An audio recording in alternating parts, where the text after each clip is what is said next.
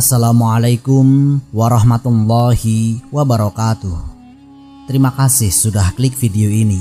Semoga kita selalu diberikan kesehatan, kelancaran rizki, dan semoga Allah Subhanahu wa Ta'ala mempermudah segala urusan kita. Amin, amin ya robbal alamin. Bayangkan, ada satu tempat yang tidak tercatat dalam peta manapun, tidak disebutkan dalam hadis secara eksplisit, namun jejaknya membayang di balik kisah-kisah ruhani Rasulullah Shallallahu Alaihi Wasallam.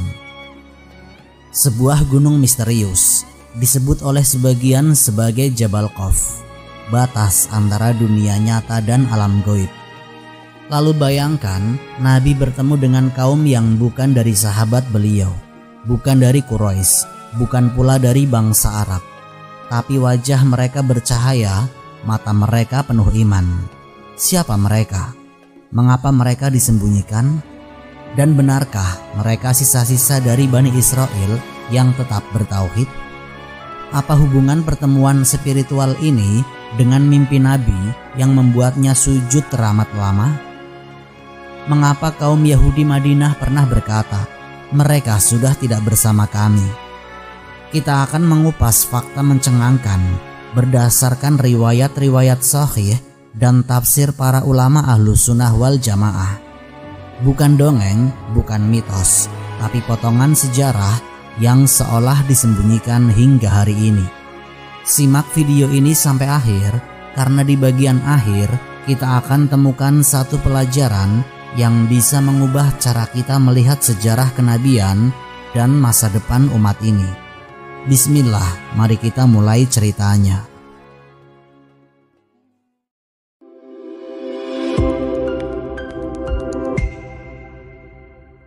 Misteri Jabal Qaf, gunung yang tersembunyi dari pandangan. Jabal Qaf, nama ini tidak disebutkan secara eksplisit dalam Al-Quran, tetapi jejaknya bertebaran dalam literatur klasik Islam.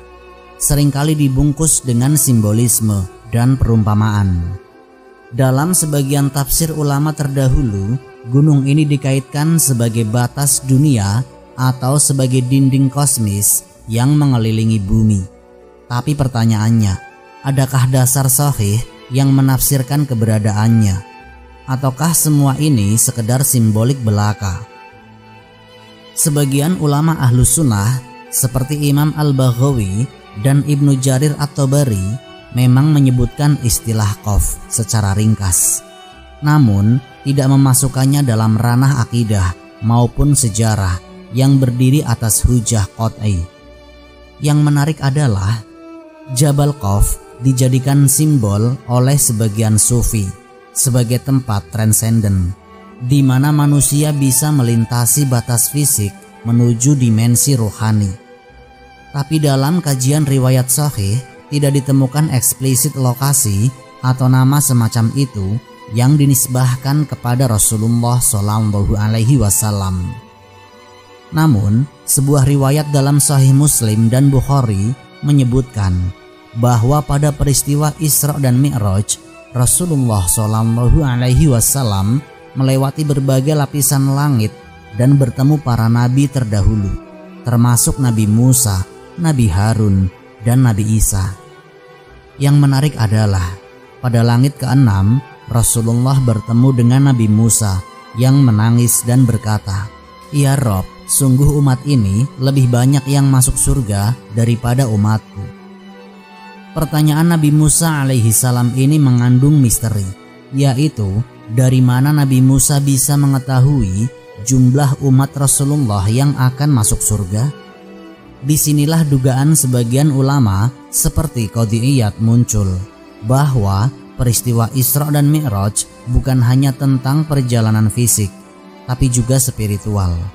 Dan disinilah nama Jabal Qaf disisipkan oleh sebagian mufasir sebagai tempat simbolik untuk menggambarkan transisi dari dunia nyata ke alam batin. Lalu, apakah mungkin Nabi pernah bertemu dengan sisa kaum Bani Israel dalam konteks spiritual serupa? Bukan sebagai dongeng, tapi sebagai peristiwa rohani yang nyata dalam dimensi yang tidak bisa dijangkau panca indera biasa. Di antara dua dunia, nabi dan jejak kaum yang hilang. Dalam perjalanan kenabian, Rasulullah SAW pernah mendapat penglihatan dan interaksi dengan makhluk-makhluk dari alam yang tidak kasat mata. Di antara peristiwa yang paling mencengangkan adalah ketika beliau mendapati sekelompok manusia yang berpakaian compang-camping. Wajah mereka penuh kesedihan, namun mata mereka bersinar iman. Ini terjadi dalam mimpinya yang disebut dalam riwayat-riwayat sahih, seperti dalam Musnad Ahmad dan Sunan An-Nasa'i. Dalam mimpi itu, Nabi dibawa ke tempat yang gelap namun damai. Di sana, beliau melihat kaum yang berbeda dari para sahabatnya, dari Quraisy maupun dari kabilah Arab. Mereka berbahasa lain. Malaikat Jibril berkata kepada beliau, "Itulah sisa-sisa dari kaum Bani Israel yang tidak menyimpang dan tetap di atas fitrah." Riwayat ini memang tidak menyebutkan Jabal Qaf secara langsung. Namun para ulama tafsir Ahlus Sunnah wal Jamaah seperti Imam Ibnu Katsir dan Al-Qurtubi menafsirkan bahwa ada kaum dari Bani Israel yang benar-benar menjaga syariat Nabi Musa dan tidak ikut serta dalam pembangkangan-pembangkangan besar yang disebutkan di dalam Al-Quran. Mereka tinggal di tempat yang terpencil, terjaga dan terasing dari dunia besar, seperti Ashabul Kahfi dalam kisah lain. Beberapa pakar tafsir kontemporer seperti Muhammad Al-Amin Asy-Syinkiti bahkan menyebut kemungkinan bahwa Allah menjaga kelompok-kelompok ini hingga datangnya kenabian Muhammad SAW sebagai bentuk pelestarian kalimat tauhid di muka bumi. Maka, jika ada tempat yang menjadi ruang transisi antara dunia dan alam malakut, dan jika Jabal Qaf dianggap simbolik dari batas-batas itu, mungkinkah kaum ini pernah berjumpa dengan Rasulullah secara rohani? Sujud yang tidak biasa ketika Nabi melihat apa yang tidak terlihat. Dalam satu malam yang gelap di Madinah, Rasulullah SAW bangkit dari tempat tidurnya, berwudu dan melaksanakan salat malam sendirian. Dalam salah satu sujudnya, beliau tidak bangkit-bangkit begitu lama hingga Sayyidah Aisyah radhiyallahu anha mengira ruh beliau telah dicabut. Namun saat Sayyidah Aisyah menyentuh kaki beliau, Rasulullah SAW bergerak perlahan. Dan ketika selesai sholat, beliau berkata, "Wahai Aisyah, apakah kau mengira Allah akan menyia-nyiakan nabinya?" Hadis riwayat Muslim. Rasulullah SAW kemudian bersabda dengan wajah pucat dan mata sembab, "Telah diperlihatkan kepadaku apa yang belum diperlihatkan kepada siapapun sebelumku. Aku melihat surga dan neraka. Aku melihat kaum yang belum kalian kenal. Wajah mereka bercahaya, namun bukan dari umatku yang kalian ketahui." Dalam hadis lain yang diriwayatkan oleh Abu Hurairah dan disahihkan oleh Imam Muslim, Nabi berkata, "Akan datang kepada kalian orang-orang yang lebih kuat imannya dari kalian. Mereka tidak pernah melihatku, tapi mereka beriman kepadaku." Hadis riwayat Muslim. Lalu siapakah yang dimaksud Nabi itu? Apakah ini prediksi tentang generasi setelah beliau, ataukah ini merujuk pada kelompok tertentu dari umat terdahulu yang tetap memegang tali tauhid dan hanya diperlihatkan kepada beliau dalam dimensi lain? Sejumlah ulama tafsir klasik seperti Imam An-Nawawi dan Ibnu Rajab Al-Hambali mengaitkan sabda ini dengan dua hal. Pertama, sebagai pujian untuk generasi setelah Rasulullah yang tetap beriman meski tidak pernah melihat beliau secara langsung. Yang kedua, sebagai penegasan bahwa dalam dunia spiritual ada umat-umat tersembunyi yang tetap terhubung dengan risalah kenabian, walau mereka tidak berada dalam jangkauan dunia kasat mata. Dalam momen-momen seperti itulah sebagian mufasir tanpa menyalahi dalil sahih memungkinkan simbolisasi seperti Jabal Qaf sebagai ruang metaforis tempat bertemunya dimensi dunia dan akhirat. Bukan dalam artian geografi fisik, tapi sebagai medan spiritual yang hanya bisa ditembus oleh Rasulullah melalui wahyu dan rohani yang tinggi. Pertanyaan berikutnya, adakah pengakuan dari Rasulullah bahwa beliau pernah melihat sisa-sisa kaum yang tidak termasuk dalam umat beliau secara hukum, tetapi dekat dengan beliau secara tauhid? Dan adakah bukti dalam sejarah bahwa kelompok seperti itu benar-benar ada, bahkan mungkin bersembunyi dan tetap hidup di masa beliau? Untuk itu, mari masuk lebih dalam ke satu riwayat yang mencengangkan ketika kelompok Yahudi Madinah tiba-tiba datang dan menyatakan bahwa mereka mengenal Rasulullah dari kitab mereka. Bahkan mengklaim, dahulu kami memiliki kaum yang menjaga kebenaran ini, tapi mereka lenyap. Siapa mereka dan kemana mereka pergi? Pengakuan rahasia dari Yahudi Madinah, mereka sudah tidak bersama kami. Pada suatu hari yang tampak biasa, sekelompok tokoh Yahudi Madinah datang menghadap Rasulullah, bukan untuk menyatakan permusuhan, melainkan untuk bertanya dengan nada yang aneh, seperti sedang menguji keyakinan terakhir mereka. Mereka bertanya tentang ruh, tentang Zulkarnain, dan tentang Ashabul Kahfi. Riwayat ini termaktub dalam Sahih Al-Bukhari dan tafsir Ibnu Katsir pada surat Al-Kahfi. Namun, satu dialog yang kurang dikenal muncul dalam riwayat tambahan yang sahih dari jalur Ibnu Abbas radhiyallahu anhuma ketika mereka berkata, "Sesungguhnya kami memiliki catatan tentangmu, wahai Muhammad, wajahmu, sifatmu, bahkan waktumu. Namun kaum kami telah lama kehilangan kaum yang menjaganya. Mereka pergi ke arah timur, menjauh dari pusat kami. Sejak itu, tidak ada yang mampu menjaga Taurat dengan utuh, kecuali segelintir dari mereka."